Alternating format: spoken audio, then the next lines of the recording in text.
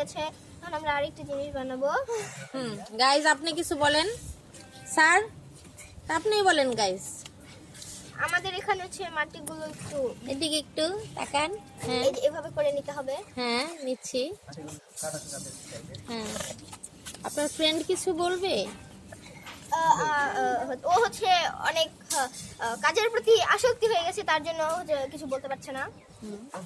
Hello, আপনার নাম কি? ওর নাম সাইমা আক্তার। সাইমা। আর ইউ বলো কিছু, জাতির উদ্দেশ্যে কি বলতে চাচ্ছ বলো। সে হাসি দিচ্ছে। হ্যাঁ আপনি কিছু বলবেন স্যার? স্যার দেখছে না। স্যার বলেন। স্যার আপনি কিছু বলবেন? স্যার আপনার মুখ থেকে কিছু শুনতে চাচ্ছি। কোনো দুঃখের বিষয়